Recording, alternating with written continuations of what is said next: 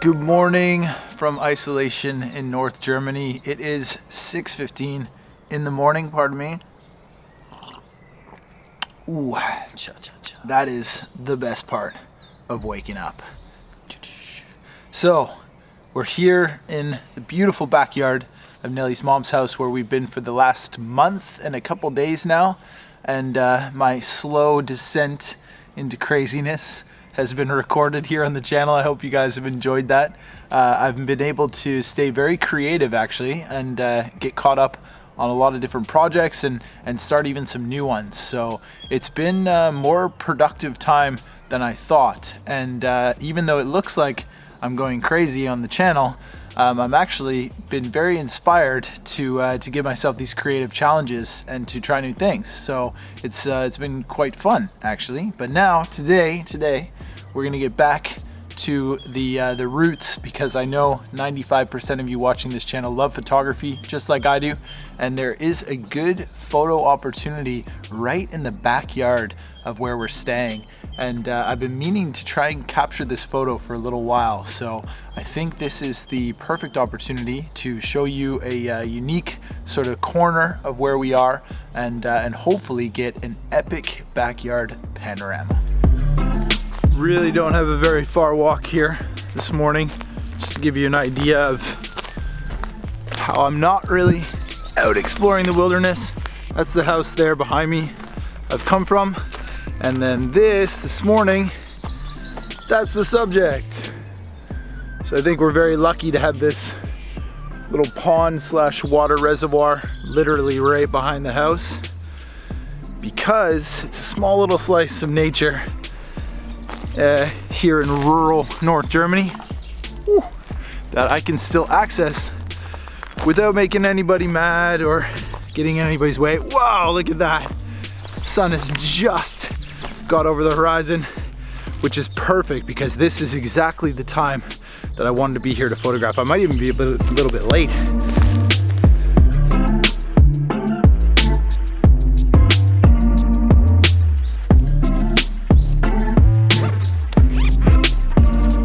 Try and get this filter holder on with one hand.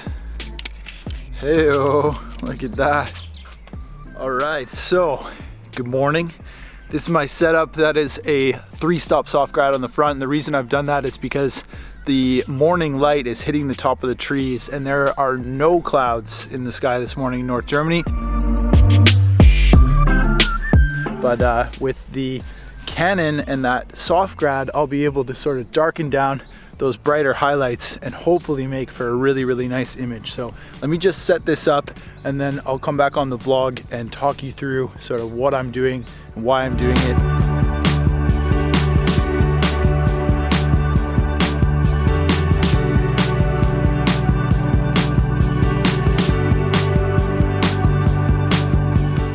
Alright, so we're ready to shoot. I've got the Canon EOS R and the 24-70, and this is vertical composition. I'm set on the middle of my panorama, and the reason I've done that is because I want to actually loosen my pan axis here on the tripod and just sort of rotate my camera before shooting to see how the composition is going to look on the back of the screen. So I've got my first image off there to the left, and then I rotate it all the way around to the last image here on the right.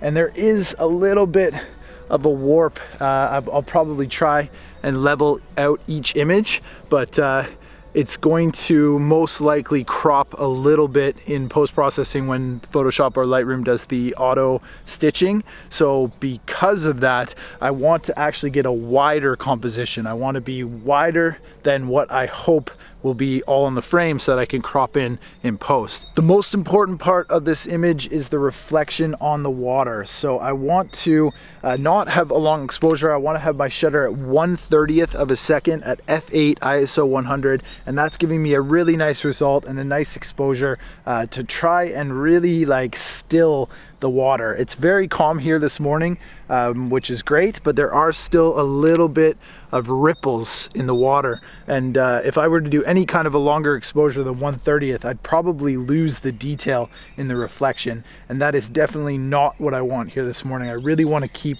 the reflection nice and crisp. So yeah, 1/30th, just coming around on my pano here. And how I shoot panoramas is I use the 3x3 grid on the back of the camera.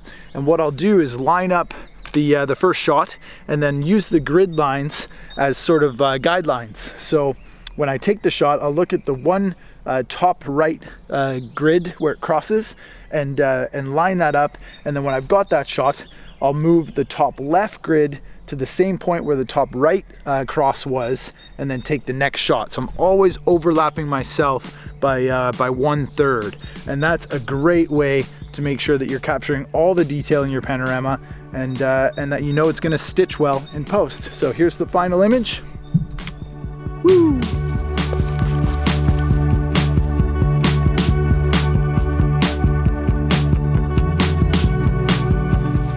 Right, good timing too. It looks like some ripples have just come across the water here, so my reflection is ruined.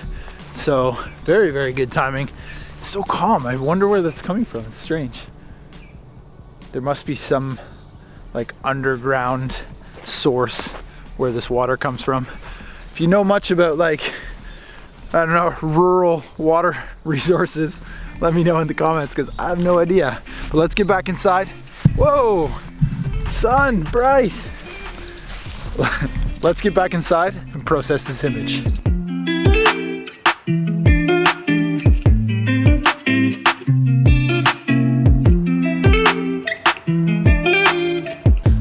And we're back. So far, so far. You may have been asking like, Greg, why haven't you been shooting there every single day for the last like 30 days? Because I'm lazy. All right, and we are back inside. Let's do this. Post-process the Epic Backyard Pano. All right, so in Lightroom, I want to select all 6 images, right-click, photo merge to panorama, and then let the software do its thing. Pano has been auto-stitched here in Lightroom, and I've got this great option to fill the edges, which will automatically fill in those empty pixels, and it looks absolutely incredible. It's the content-aware fill from Adobe, just a really, really good software, and just adds more to the point that I said in the field about shooting wider than the composition that you have in mind, so that you've got that space to crop in and post. It's so important, and right away this looks really good. So go ahead and merge that Pano.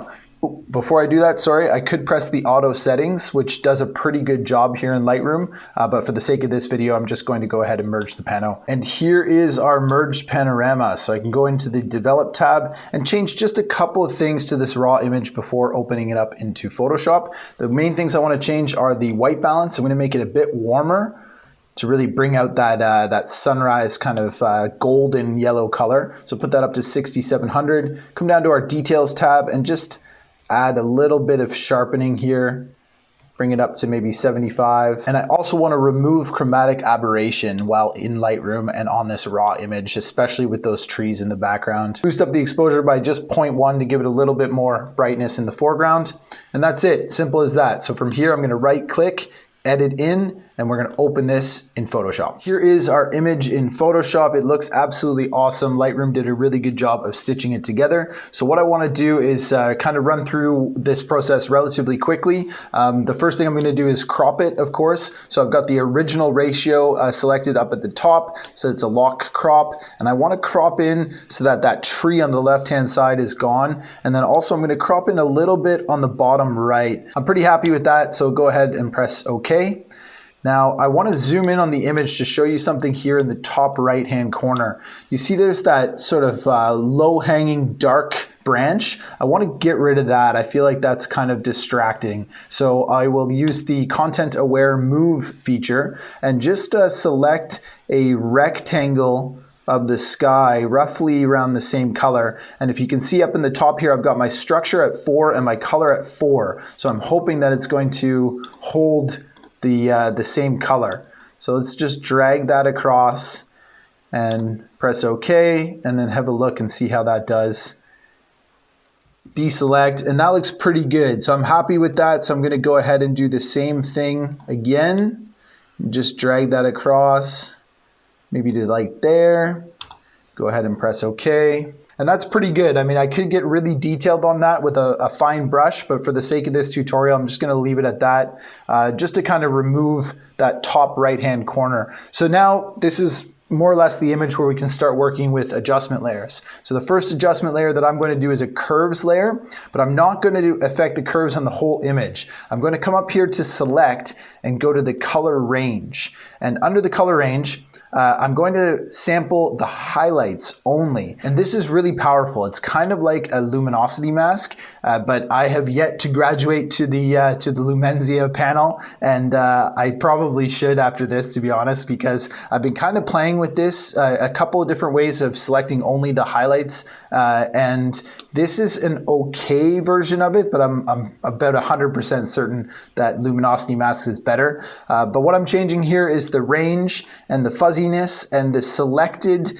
white portion of what you're seeing here are the highlights. So that's the only thing that I'm going to affect with my curves. Press OK for that one. Now I want to select the adjustment layer, and then I want to bring down the highlights just a little bit, not too much. I think something like that should look okay. And now watch the difference when I turn this off and on. You can really see the difference of how bright it is when it's off. That's my original stitch panel from Lightroom. And then on, it really dampens down those highlights, which is the effect that I'm looking for. So next I want to bring up the shadows in the foreground. That can be as easy as a brightness and contrast layer, and just boost your brightness. I'm going to go to something like 55, which seems really bright, but when you invert that layer, we can then start painting it in really subtly. So for that, I'm gonna go to the tablet and come over here and choose my paintbrush. And I think opacity around like maybe 45 to start. So what we're gonna do is just start painting in that brightness layer. And you can see these trees getting brighter right away down here in the reflection in the shadow area. And I just wanna brighten up this entire left side. I feel like the whole left side is a bit dark in comparison to the right. That looks pretty good right away. Maybe a little bit here on this grass in our foreground, a little bit here. That looks pretty nice. I could even go a bit brighter on this side, I think. All right, so turn this off and on, and you can see, watch the left-hand side of this image, especially on the horizon and in the shadows. You can really see the difference. It looks much, much better. I want to try and make this a little bit warmer with a bit more golden light. So I'm going to start another adjustment layer, but this time we're going to use the photo filters. And the photo filters, it's automatically giving me the warming filter 85 as the first option for filter. I think that's a little too strong. I'll just show you the difference. If I choose the cooling filter, look at how blue it gets, which obviously we don't want for this image. But if I try the warming filter 81, I think that looks pretty nice. And what I'm looking at right now is only the trees and the leaves, because what you can do, just like the brightness and contrast, is by holding Control or Command I, you can invert that layer and then actually paint it in. So with this one, I'm going to use an opacity of maybe 55. And my brush size is still pretty big, but I'm happy with that. I'm just gonna lightly brush into the trees. And it'll be hard to see what I'm doing right away, but the beauty of subtle changes in Photoshop is turning off and on the layers so that you can really get a good idea of the effect that you're having. And you should see, if you look at the trees, they just get that little bit warmer, which is really, really nice. It's a very subtle effect, but it looks absolutely fantastic. For the sake of keeping this tutorial to a normal time, I'm going to go ahead and save this image now and bring it back into Lightroom. But I know a lot of you guys watching this video are photographers and you like Photoshop and Lightroom. I wanna know your thoughts on what you would do differently to edit this image. I could spend a lot more time on this, to be quite honest. I probably will. But for now, I'm happy with the result with just a quick edit in Photoshop, and I want to know what you think too. So here is our final image.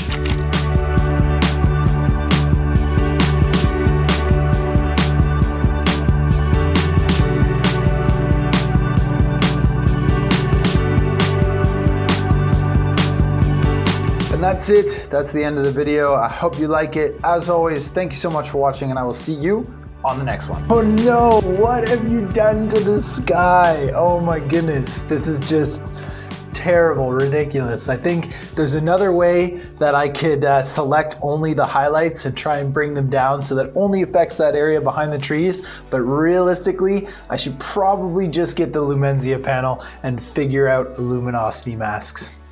Ugh.